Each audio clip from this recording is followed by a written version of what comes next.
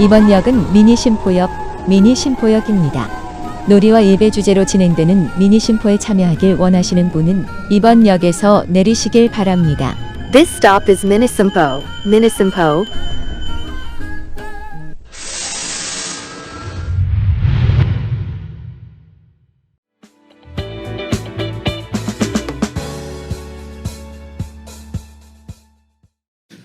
네, 반갑습니다. 전 송민원이라고 합니다.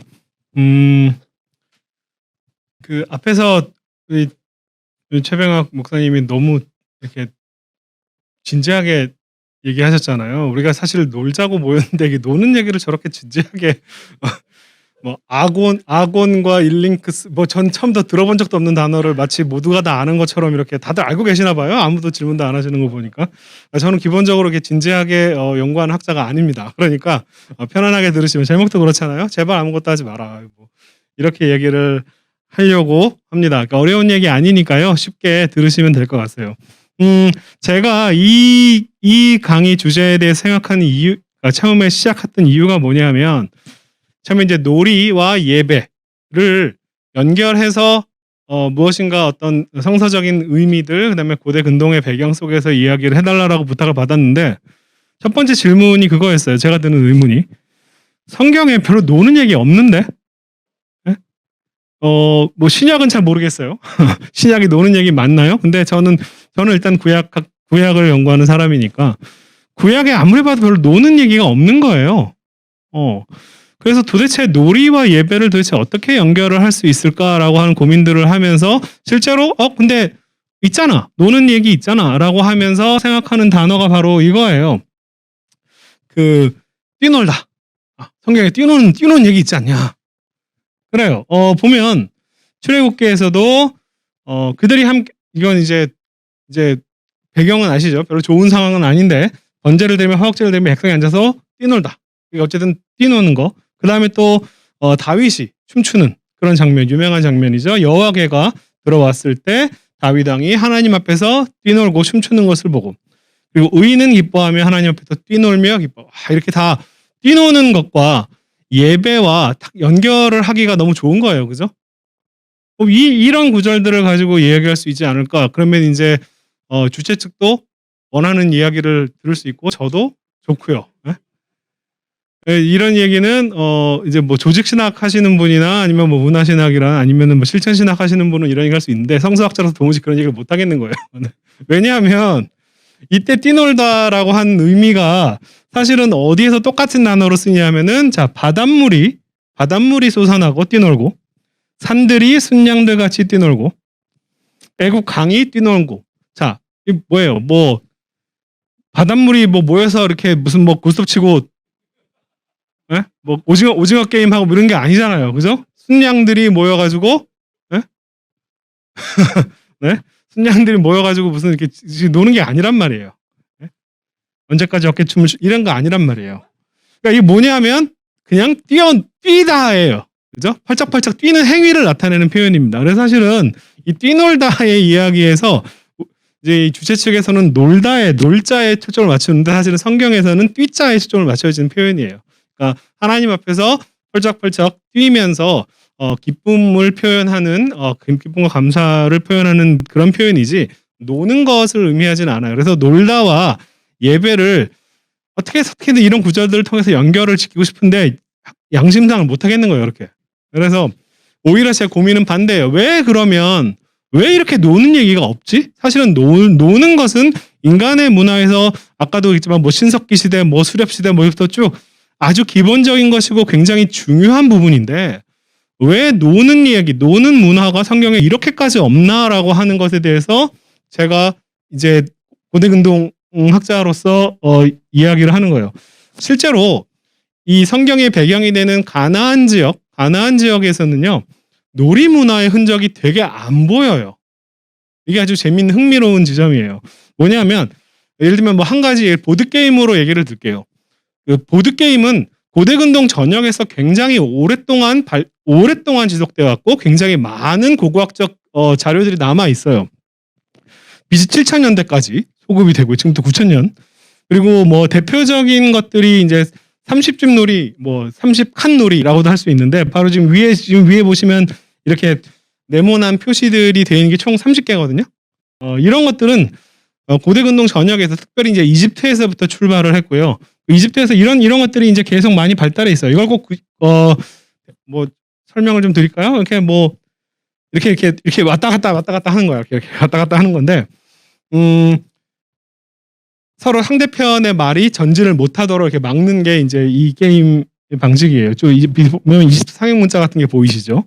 그러니까 이집트에서 주로 많이 발달을 했고, 그걸 꼭 이렇게 뭐 판에서만 하는 거 아니라 땅에서도 저렇게 땅에다가 구멍 뚫어놓고 조개서 이렇게 할 수도 있어요. 이제 이렇게 했다면은 고고학적 발굴로 어떤 흔적으로 남아있을 수는 없겠죠. 아마 가나안 지역에서 이 놀이를 했다면 아마 이런 식으로 그냥 땅바닥에다 대놓고 하지 않았을까 싶기도 합니다. 어쨌든 이렇게 하면 증거가 안 남는 거죠. 요 비슷한 것들이 뭐 메헨이라고 하는 이제 원형으로 돌아가는 것들도 있고, 그 다음에 이것은 수메르에서 발견된 것들인데, 요거는 20집이에요. 뭐 이렇게. 근데 이 현재 지금 우리 여태까지 고고학적 발굴에 의해서 가나안 지역에서 발굴된 이런 것들이 나타난 것은 주로 어디냐 하면은 가나안 지역의 남부 지역, 이집트의 영향을 많이 받는 그런 지역에서만 이제 이런 것들이 좀 발견이 되고, 그 외에 나머지 지역은 없어요. 실제로 여러분들이 이스라엘 가보신 분들은 아실 텐데, 이스라엘 북쪽은 훨씬 더 좀 풍성하고 발달이 돼 있고, 이스라엘 남쪽에 사실은 뭐 별거 없어요. 거기가 훨씬 더 살기가 어렵습니다. 그런데 오히려 거기서는 이런 놀이 문화의 흔적이 좀 남고 위쪽에 없다는 게 되게 신기해요. 그러니까 이게 왜 그런지, 우리가 가나안 하면은 가나안의 흔한 표현이 젖과 꿀이 흐르는 땅. 그래서 가나안은 사실은 풍요를 상징하는 그런 표현으로, 교회 이름도 뭐 가나안 교회 이런 표현들을 쓰는 이유가 이게 풍요를 상징한다라고 우리는. 그래서 제가 어렸을 때 가나안 하면은 저 그림이 되게 생각이 나요. 포도 송이 엄청 큰 거 이렇게 들고 가는 거. 근데 실제로 이 그림이 자세히 여러분 보일지 모르겠지만, 여기가 약간 어두운 색으로, 지금 여러분 화면에 보시기 약간 어두운 색, 푸른색으로 되어 있는 지역과 그다음에 허옇게 되어 있는 지역으로 나눠지는데, 이 허옇게 되어 있는 지역은 사람 살기가 어려운 데입니다. 그리고 약간은 푸르한 녹색이 우거진 데가 그나마 사람이 살 수 있는 지역인데, 이 메소포타미아나 이집트 지역은 뭐 나일강이 크게 흐르고 있고 항상 상시 흐르고 있는 또 지중해 바다가 있고요. 그 다음에 메소포타미아 지역은 유명한 유프라테스, 티그리스 강, 이 두 강과 그다음 페르시아만이 인접해 있고, 이래서 항상 상시적으로 흐르는 거대한 강줄기를 중심으로 도시가 발달해 있어요. 여기가 훨씬 더 풍족하고 생활이 훨씬 더 안정이 되어 있습니다. 근데 고대 가나안 지역에서도 그나마 지중해에 가까운 거기에는 주로 블레셋이라고 하는 그 페니키아 사람들이 주로 그 지역에 많이 있었고, 고대 이스라엘은 산간 지역, 힐 컨트리라고 하는 산악 지역에 있었고, 거기가 훨씬 더 살기가 어려워요. 그리고 우리는 뭐 그나마 뭐 갈릴리 호수 바다라고 하는 것과 그 다음에 뭐 요단강 정도가 그 지역이 가나안 전체 지역을 다 커버하는 것도 아니고 예루살렘에서 별로 가깝지도 않습니다. 그만큼 살기가 만만치 않은 데예요. 와디라고 하는 게 뭐냐면은 성경에서는 주로 뭐 계곡 뭐 이런 식으로 많이 번역이 되는데, 비가 내리면 물이 강처럼 흘렀다가 비가 안 오면 건조한 시기에는 그냥 물이 없는 계곡이 되는, 그걸 와디라고 하는데, 이런 것들이 사실 히브리어로 나할이라고 합니다. 이런 것들이 그 지역의 가나안 지역의 어떤 굉장히 특성 중에 하나예요. 그러니까 이 지역은 뭐냐 하면 비에 의존할 수밖에 없어요. 비 내리는 게 이 사람들의 목숨줄이에요. 가뭄이 정말 들기 쉬워요. 그래서 왜냐하면 비가 제때 내리지 않으면 가뭄이 들 수밖에 없어요. 가나안에서 풍요라고 하는 개념은 뭘 나타내느냐? 성경에서 이른 비와 늦은 비. 뭐예요 이게? 비가 제때 내리는 걸 얘기하거든요. 비가 정확히 농사를 짓는 것과 잘 맞물려서 비가 와야 그나마 사람이 살 수 있고, 비가 제때 오지 않으면 사람이 못 사는 지역이라는 뜻이에요. 그래서 여러분 뭐 하나님께서 아브라함한테 내가 지시할 땅으로 가라 라고 해서 가나안 땅에 처음 도착했어요. 아브라함이 가나안 땅에 도착하자마자 첫 번째 벌어지는 일이 뭐냐면 그 땅에 기근이 들었더라예요. 그만큼 창세기에서는 이게 좀 재밌는 표현인데요. 젖과 꿀이 흐르는 땅이라고 하는 표현이 창세기에는 나타나지 않습니다. 출애굽기, 레위기, 민수기에 나타나요. 왜 그러냐면 제 생각인데 이게 고대 근동 전역에 이집트라든지 아니면은 뭐 메소포타미아 지역, 뭐 아브라함이 왔던 우르라든지 이런 지역에 비교해서는 가나안은요 굉장히 척박한 땅입니다. 그러니까 그런 표현이 없을 수 있고요. 그런데 누가 보기에 젖과 꿀이 흐르는 땅이냐면 광야에서는 그죠? 광야에서는 그 지역이 젖과 꿀이 흐르는 땅이라고 얘기할 수 있어요. 그러니까 상대적인 표현이라고 생각하시면 될 것 같아요. 그만큼 오히려 가나안 땅을 정확히 아마 이렇게 묘사하는 게 보다 좋을 거예요. 창세기 3장에서 땅이 너에게 가시덤불과 엉겅퀴를 낼 것이고 네가 흙으로 돌아갈 때까지 얼굴에 땀을 열심히 흘려서 매일매일 일을 해야만 겨우겨우 먹고 살 수 있어 라고 하는 것이 실제로 가나안 땅의 를 제대로 표현한 그런 말인 것 같아요. 그만큼 이 지역은 굉장히 어렵고 만약에 놀이와 노는 것이 여가의 산물이라고 한다면은 실제로 이 지역은 그렇게 여가라고 할 만한 것이 없고 열심히 매일매일 죽도록 열심히 일을 해야 되는 그런 상황이다. 이러한 배경 속에서 우리는 안식일이라고 하는 단어의 개념을 좀 알아야 된다. 이게 여러분 이게 가나안 지역에서 발견된 이제 하나님의 상이에요. 보세요. 비쩍 말랐습니다. 네? 자, 이게 바알 상이에요. 우리가 보기에는 저게 말랐는데 이 사람들한테는 그 당시 사람들한테는 저게 건장한 거예요. 저게 하나님을 나타내는 건장함을 건장한 사람 저 정도가 돼야 된다라고 하는 거예요. 자, 이게 가나안 지역에서 발견된 풍요의 여신상입니다. 그렇게 풍만하지 않아요. 근데 이게 그 사람들한테는 야, 저 정도 살 집은 있어야 돼라고 하는 게 그 사람들이 느끼는 거예요. 이게 지금 메소포타미아와 이집트의 여신상하고 비교해 보세요. 사이즈 차이가 납니다. 그죠? 메소포타미아, 이집트에서는 저 정도 돼야 풍만한 여신이 되는 거예요. 그만큼 가나안 지역이 정말로 살기가 어렵고 창세기에서 계속 가뭄이 들었다는 얘기를 계속하는 이유들이 충분히 이해가 될 겁니다. 이 상황에서 안식일이라고 하는 단어의 의미를 우리가 지금의 개념으로 이해하는 게 아니라 이 히브리어 샤바트라고 하는 거, 안식일은 뭐냐면 우리는 그래서 번역 자체도 사실은 안식, 뭔가 쉼을 얻고, 그죠? 뭔가 평안히 휴식하고 이게 아니고요. 샤바트라고 하는 단어의 원어는 그냥 일하지 마예요. 일 스탑 해라. 이게 현대 히브리어에서는 파업이라고 하는 단어로도 이 단어가 쓰입니다. 일하지 않는 게 중요해요. 우리가 번역할 때 하나님이 그가 하시던 일을 일곱째 날에 마치시니 그가 하시던 모든 일을 그치고 일곱째 날에 안식하다라고 하는 그치고 안식하다라고 하는 두 단어로 번역했는데 이게 사실은 이게 히브리어로 와이시보트라고 하는 한 단어로 번역한 거예요. 이게 사실은 그냥 하나님께서 일곱째 날에 그가 하시던 모든 일로부터 일을 안 했다예요. 안 했다. 우리 거기다가 안식이라고 하는 단어를 자꾸 의미를 집어넣어서 단어를 그치고 안식하니라고 했는데 원래는 그냥 일을 안 하다라고 하는 단어가 이 단어의 원어원이에요. 안식일 규례, 여러분 성경에서 안식일이라고 하는 것을 지켜라라고 거룩히 지켜라라고 많이 하는데 안식일 규례를 아마 쭉 다 모아서 한번 보세요. 가장 특징적인 게 뭐냐 하면 너희는 일을 하지 마라. 그리고 일을 하지 않는 대신 다른 무엇인가를 하라라고 하는 이야기가 전혀 나타나질 않아요. 다른 무언가를 안식하면서 하나님께 뭔가 멋지게 예배를 드린다든지 뭐 너희들끼리 하면 즐겁게 이런 얘기가 전혀 없고 그냥 일하지 마예요.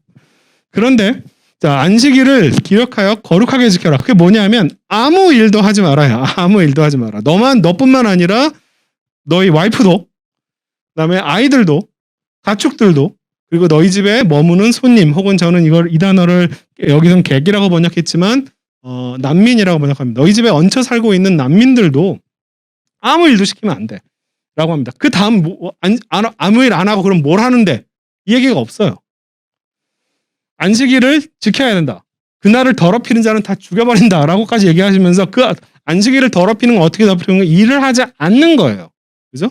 일을 하면 안식일을 더럽히는 겁니다. 안식일에 일하는 자는 일하지 말라요. 포커스가 어디냐면 아무것도 하지 말라는 거. 일하지 말라고 제발 좀. 네? 근데 왜 그렇게 그러니까 그 다음에 또한 우리가 안식일은 안식일, 뭐 주일, 그리고 주일 예배 이런 식으로 연결하면서 뭔가 안식일을 우리가 거룩히 지키면서 하나님께 무언가를 드리는 게 사실 신앙심의 발로인데 그 신앙심의 발로로 우리가 뭔가 하나님께 뭔가를 인간 측에서 하나님에게 뭔가를 드리는 거룩하게 뭔가 쉬는 것도 그냥 쉬는 게 아니라 거룩하게 쉬어야 되고 뭐 이런 개념들이 다 뭐냐면 이 명령을 뭐가 다시 하나님한테로 뭔가 돌려드리려고 하는 건데 저는 이 규례의 방향성을 전혀 잘못 이해하고 있다. 이 규례는 하나님께로부터 인간에게로 내리는 그런 규례고 그 규례가 뭐냐면 그 근거가 바로 이거예요. 야 너희들 일주일에 하루는 쉬어. 왜 쉬어야 되냐 하면 나도 쉬었어요. 그죠? 하나님이 쉴 필요가 없으신 분일 텐데 그죠? 쉴 필요가 없는데 계속 명령을 강제하는 그 근거가 뭐냐면 야 나도 쉬었는데 너희도 쉬어야 돼 라고 얘기하는 거예요. 그 외에 다른 이유가 없습니다. 나도 쉬었으니까 너도 쉬어 라고 얘기를 하는 거예요. 자 그리고 우리가 저는 그래서 안식일이라고 하는 표현보다는 어떤 면에서는 엄밀하게 말해서 무노동의 날이라고 번역하는 게 차라리 낫다. 일하지 않는 날, 무노동의 날. 이 명령이 살인하지 말라. 그 다음에 내 이웃을 내 몸같이 사랑해라. 성경에서 우리가 굉장히 중요하게 생각하는 하나님을 사랑하고 이웃을 한번 사랑해라 라고 하는 규정 이 명령보다 구약 전체에서 제발 좀 일하지 마라 라고 하는 이야기가 훨씬 더 많이 나온다는 거예요. 왜 그러느냐? 그만큼 일을 하지 않으면 먹고 살기가 힘든 사람들이 계속 일을 강제당하고 강요당할 수밖에 없는 가나안 땅의 척박한 현실을 반영하고 있는 게 아닐까. 그래서 우리가 이 안식일 날 뭔가 우리가 뭐 예배도 드리고 그러면서 뭔가 이 날을 하나님께 뭔가 드리는 이런 식으로 이제 우리가 의미부여를 하는데 제발 좀 그렇게 하지 마라. 예수님도 자 우리가 신약 시대도 마찬가지예요. 신약 시대에 그래서 안식일에 대한 규정이 이제 하나님 성경에 많으니까 이 뭐 랍비들이 뭐 바리새인들이 안식일을 그러면 어떻게 하면 일을 안 할 것인가 모여가지고 열심히 연구를 하고 어떻게 하면 하나님의 명령을 잘 지킬 것인가. 그래서 그날은 뭘 밭에서 가서 뭘 추수를 해서도 안 되고 사람을 병을 고쳐서도 안 되고 물에 빠진 동물이나 사람을 구해줘서도 안 되고 뭐 이런 식의 어떤 규정들을 자꾸 만들어내는 거예요. 근데 예수님이 야 무슨 소리야. 안식일이 사람을 위해 존재하는 거야. 하나님께서 사람을 위해서 주신 거지 사람이 안식일을 위해 존재하는 게 아니야 라고 하는 이야기를 예수님께서 하시죠. 그날 정말 중요한 건 뭐냐면 사람을 살리는 것이 가장 중요한 일이야. 그러니까 이게 정말 성경에서 저는 선악을 나타내는 구명 중에 이것만큼 명확하게 선악을 정확하게 정의한 표현이 없다라고 생각합니다. 안식일에 선을 행하는 것과 악을 행하는 것.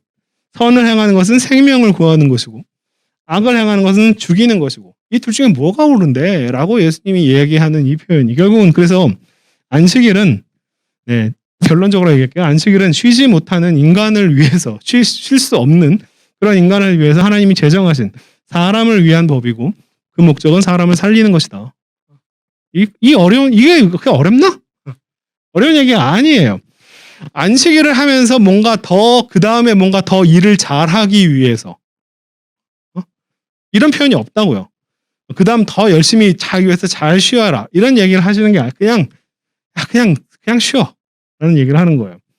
그래서 우리는 현재 지금 여기 다 목사님들이시고 정말 주일 예배가 일이잖아요. 그죠?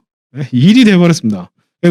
목사님들 직업은 그렇다 치고 교회 성도님들도 교회에 와가지고 뭔가 정말 열심히 일하는 일주일 동안 세상에서 열심히 일하셨는데 교회 와서 또 열심히 일하세요. 열심히 일 안 하면 뭔가 큰일 나는 줄 알아. 이런 현실에 대해서 저는 이런 것들이 기본적으로 이 안식일 규정에 대한 어떤 방향성의 오류, 예수님 시대에 사람들이 했던 것처럼 모여가지고 어떻게 하나님의 명령을 잘 지킬까를 하나님 제발 좀 일하지 말라고 하는데 그걸 가지고 일을 만들어내는 거죠. 그죠? 그런 거 좀 하지 마라. 라고 이렇게 결론을 내리겠습니다. 네, 제 발제는 여기까지입니다. 먼저 소개를 하셔요, 아니면?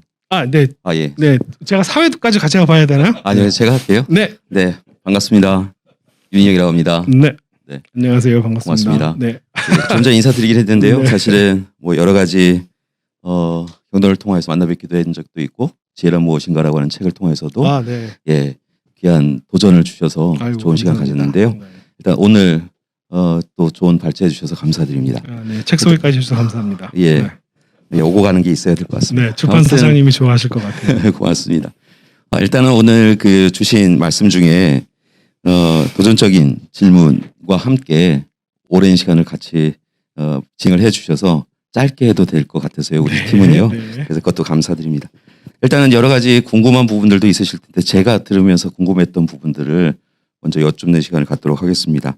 무엇보다 사실은 목회자에게는 도전적인 아무것도 하지 말라라고 하는 도전적인 부분이었는데요. 말씀을 들으면서 제일 궁금했던 것 중에 하나는 이스라엘 사회 속에서 구약 시대에 놀이 문화가 없었다라고 하는 부분들에서 사실은 이제 조금 고민이 되고 또 궁금한 부분이 생겼는데요. 첫 번째는 모든 놀이가 뭐 다양한 놀이의 형태가 있겠죠. 춤도 있고 뭐 노래도 있고 또 다르게는 우리가 생각하는 일반적인 놀이에 대한 개념에 합당한 그런 놀이들. 그런데 보통 지금 이제 말씀 듣기로는 제가 잘못 이해한 걸 수도 있는데 놀이는 다분히 풍요와 관련되어 있다. 따라서 풍요를 누리지 못하는 이들은 먹고 사는 문제로 인하여서 놀이를 누릴 수 없다라고 하는 부분 쪽으로 제가 이해를 했는데 대부분 우리가 인식하기로는 풍요를 가진 이들이 갖고 있는 놀이도 있지만 가지지 못한 자, 약한 자, 네. 그리고 타인에 의하여서 강제되어지는 자들도 또 놀이가 있잖아요. 예를 네, 들어서 맞습니다. 뭐 미국 사회 속에서 보면 백인의 놀이도 있지만 여러 가지 힘들고 어려웠던 시기에 흑인의 놀이가 있고 노동하면서 갖고 있는 뭐 노동요나 이런 부분들이 또 있을 수 있어서 실은 전제하에서 풍요가 가진 사람들이 가지고 있는 놀이에 대해서는 분명히 이야기해 주셨는데 가지지 못한 자, 약자 그리고 억눌린 자의 놀이도 사실은 예굽 사회 속에서나 바벨론 사회 속에서나 아니면 풍요롭지 않았던 가나안 땅에 거주한 이들에게도 분명 놀이는 존재하지 않았을까라는 네. 그런 질문을 드립니다. 아주 좋은 질문입니다. 그 문제는 있었을 가능성이 다분히 있지만 아까도 봤지만 뭐 그냥 그렇게 멋지게 보드 게임을 안 하고 네. 네, 바닥에다가 이렇게 해서 얼마든지 놀 수는 있어요. 네네네. 문제는 증거가 없다는 거예요. 첫 번째로는 그러니까 증거 없이 이야기를 할 수 없죠. 상상력을 네네. 발휘해가지고. 그다음에 또한 뭐냐면 또한 단순히 고고학적 증거뿐만 아니라 문헌적 증거도 별로 없다는 거예요. 성경에서 노는 이야기들이 좀 많이 나와 있으면 네네. 그리고 힌트가 나와 네네. 있으면 거기에 대해서 얘기할 수 있겠는데 문제는 문헌학적 증거도 별로 없다는 거예요. 그러니까 제가 이거를 하면서 또 하나의 예로 드는 것들이 뭐냐 하면 소위 말하는 뭐 에로티시즘이라고 할까요? 네. 소위 말하는 야한 이야기가 가나안 지역에서는 극히 없어요. 예를 들면 이집트라든지 메소포타미아라든지 어떤 남녀간의 사랑 이야기, 굉장히 그다음에 어떻게 우리는 사실은 굉장히 그런 부분들이 굉장히 궁금하고 재밌잖아요. 근데 성경에서는 그런 얘기가 없이 그냥 남자가 여자한테 알다. 네, 알다 혹은 들어갔다, 그냥 바로 여자가 임신했다, 그다음에 애를 낳았다 네네. 이거거든요. 네네. 그러니까 이런 것들이 뭐냐면 사실은 이 가나안 땅의 척박함으로 인해서 예를 들면 남녀간의 사랑이 곧 아이를 생산하는 이 목적 외에는 그 이상의 어떤 의미를 갖기가 어렵다는 거예요. 그만큼 이 지역이 그만큼 살기가 어렵다라고 하는 걸 나타내는 증거 중에 하나로 이집트의 문헌들을 보면요, 진짜 뭐 19금 이상입니다. 굉장히 야한 얘기들이 너무 많고 메소포타미아는 약간은 점잖았지만 그래도 한 15금 이상은 돼요. 근데 가나안 지역의 문헌들을 보면은 정말 야한 얘기가 진짜 없어요. 이렇게 재미없는 그렇게 이런 표현들을 안 하는 것 자체가 그 지역이 그런 문화들이라든지 아니면 여유라든지 이런 것들을 발달시키지 않았다 혹은 못했다라고 하는 증거 중에 하나라고 얘기할 수 있을 것 같아요. 그래서 우리는 가난한 지역에서도 얼마든지 놀았고 여유 뭐 어려운 중에서도 노동을 통한 노동요라든지, 근데 그런 것들이 오히려 어떤 면에서는 저는 시편 같은 건 사실은 하나님 구해주세요거든요. 이 어려움에서 구해달라고 하는 이야기들을 그렇게 표현하는 것이 아니었을까. 이런 그만큼 이게 놀이라고 하는 건 문화적인 것들도 마찬가지로 그냥 참 뭐 여유롭고 즐겁게 노는 게 아니라 하나님 제발 나 좀 건져주세요. 나 좀 구해주세요. 라고 하는 이런 표현으로 나타나는 네네. 것일 거라고 생각이 듭니다. 예. 네, 그만큼 가난한 지역의 문화도 있을 수 있다. 얘기를 할 수 있지만 네네. 첫 번째로 증거가 없다. 네.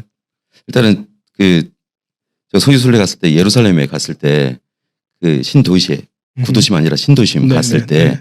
한 샵을 가게를 들렸거든요. 그랬더니 거기 정원이 고인들의 정통놀이다라는 식으로 여러 가지 놀이기구들을 막 소개해 주었던 네네. 것이 네. 아닐 수도 있다라는 생각을 네. 지금 했고요. 그 대부분의 것들은 후기 유대 아마, 네, 예, 후기 예. 유대주의에서 발달한 문화들이 거의 대부분일 거예요. 네네네. 네. 그러면 예를 들어서 그 문화의 상당수는 또 예. 헬레니즘의 영향을 많이 받았을 그렇고요. 겁니다. 네. 그럼 예를 들어서 그러니까 예전에 이제 뭐 불임절이 되면 하만의 귀 과자를 하는 식 이런 것들도 이후의 문화가 그렇죠. 되는 건가요? 네네네.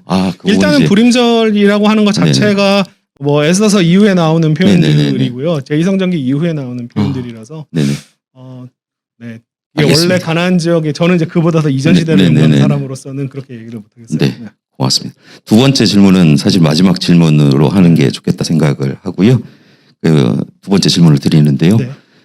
사실 어쩔 수 없이 목회자라서 안식일 아무것도 하지 말아라라고 하는 것은 도전적인 부분이고 그렇죠. 네. 사실 한편으로는 좋고 한편으로는 걱정되고 이런 부분이 그렇죠. 있습니다. 그러니까 아까 말씀 주셨던 대로 아무것도 하지 말라, 쉼 안식은 하나님께 전적으로 예배드려라라고 하는 것이 일반적인 부분이죠.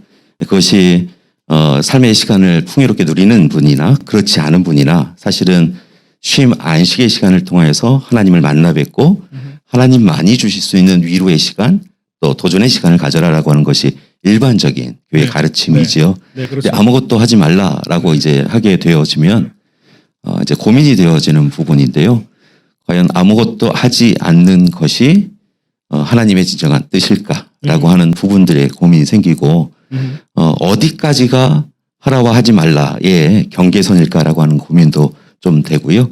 그래서 실은 이제 여쭙고 싶은 것은 아무것도 하지 말라라고 하는 부분들에 대하여서 하나님 앞에 전적으로 예배드림이라고 하는 이 부분이 사실은 또 다르게는 전제적으로 하나님이 함께하심, 하나님의 임재, 하나님의 현재와라고 하는 것이 전제화되어 있다고 한다면 이미 그 안에서 하나님과의 놀이, 인간과 인간의 놀이가 아니라 하나님과 인간의 놀이, 소통, 공감, 교류, 교제 이 부분이 찬양을 통하여서 말씀을 통하여서 이루어진다고 한다면 그것 자체가 전 더 의미가 있다 생각을 네. 하거든요. 아무것도 하지 않는 것보다는 네네. 그 안에서 공감, 교제, 교류를 하여서 그 안에서 소통함에 기쁨이 있을 때 진정한 쉼이 있지 않을까라는 것이죠.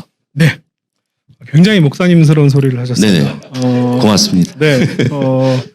제 아내가 정확히 할 법, 오늘 아침에도 아내랑 이 문제 가지고 얘기를 했는데, 정확히 그렇게 얘기하셨어요. 똑같은 얘기를 하셨습니다. 첫 번째로 저는, 그러니까, 교회라고 하는 공간의 생존을 위해서, 그 다음에 목사라고 하는 직업의 필요성을 위해서 안식일 규정이 존재한다고 저는 생각하지 않습니다. 저도 그렇게 생각하지 네. 않습니다. 그러니까 이게, 이렇게 아무것도 안 하면 지금 이 교회라고 하는 게 지금 어떻게 될까?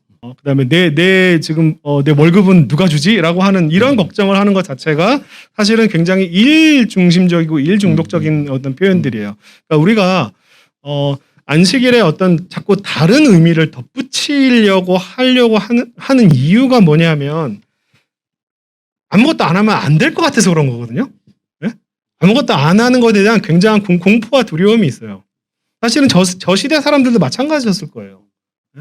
일을 안 하면 당장 먹고 살기가 어려우니까. 그러니까 하나님께서 안식일 규정을 광야에서 주면서 야 너희들 내가 만나를 주긴 하는데 6번째 날에는 2배로 줄게. 일요일 날은 그것도 하지 마 라고 얘기를 하는 거거든요. 그 일 자체도 하지 말라고. 그러니까 먹고 사는 문제까지도 걱정하지 말고 내가 줄 테니까 아무 일도 하지 마라고 하는 이야기를 강제를 하세요.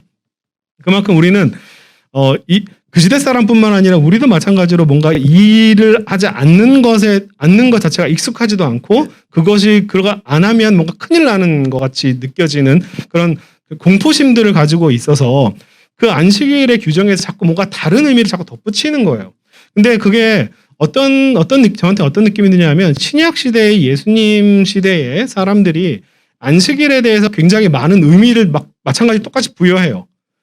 그러면 안 쉬는 건 무엇인가에 대해서 막 모여서 막 연구를 하고 토의를 하고 그래 막 리스트를 만들고 어떤 게 일하는 거고 어떤 게 일 안 하는 거고 그 다음에 심지어는 예수님 시대에 그 안식일을 거룩히 지키는데 다른 사람들이 거룩히 지키나 안 지키나를 갖다가 쳐다보면서 쟤네들 왜 안식일에서 저 먹는 거야? 왜 예수님은 안식일에 병자를 고치는 거야? 라고 하는 이런 것들을 하고 있다는 거예요.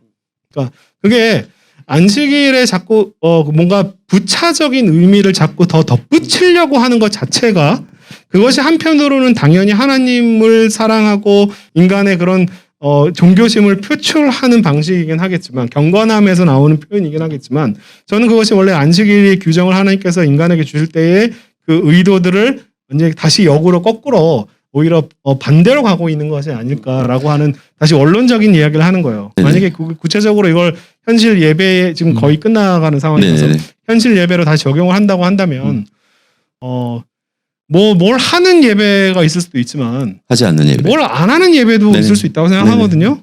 예를 들면 설교를 꼭 매주 할 필요는 없다고 생각해요. 네네네. 한 달에 한 번씩 설교 안 하는 그 네네. 성도님들도 좋고 목사님들도 네네. 좋고 그죠? 네네. 다 좋아요. 네네. 네. 왜 뭐 꼭 근데 내가 설교를 안 하면 교회에서 나한테 월급을 깎을까봐 네네. 내가 필요 없어질까봐 이런 걱정을 하는 것 자체가 이 기본적으로 이 안식일 규정을 이제 거기에 대해서 내 의미를 자꾸 부여하고 네네네. 만드는 거예요. 목회자적 입장에서. 일단은 네. 그 목회자적이라는 부분에 대해서 늘 돈과 관련하여서 설교를 해야 얼마를 받으니까라고 하는 개념은 일부의 사람들이고요. 대부분은 맡겨진 사명이다 생각해서 특히 장로교 전통은 이제 언어, 말, 전함에 더 이제 중점을 두니까 하죠. 뭐 때로 뭐 전례나 아니면 성찬식이나 이런 부분들이 좀 더 접근해 들어와야 된다라고 하는 것도 저는 동의하는데요. 사실은 이제 지금 말씀하신 대로 말해야 됨을 비롯하여서 일함에 대한 예배도 중요하지만 그렇지 않은 예배들도 있잖아요. 예를 들어서 뭐 떼제 공동체나 제가 이제 워싱턴 DC에 갔을 때 세이비어 교회에서 데이스프링스를 갔었었는데요. 그럴 때 보면 아무 말도 하지 않음, 그냥 멈춤, 쉼을 통하여서 하나님과 교통하고 소통하는 부분. 근데 길게 보면 또 크게 보면 그거 자체도 예배이다 생각을 하거든요. 그래서 한편으로 보면 지금 이야기하는 것처럼 아무것도 하지 않는 안식일에 대한 부분은 반대로 무엇을 함이라고 하는 것을 또 전제해야 이게 타당하다라는 거죠. 아무것도 하지 않은 인간적인 노력이나 인간적인 기울임이나 인간적인 시도를 하지 않는 그저 하나님 앞에 섬, 하나님의 응답함을 들음 이런 부분들 얘기하는 거죠. 네, 이렇게 잘 정리해 주셔서 감사합니다. 아니, 예, 감사합니다. 고맙습니다.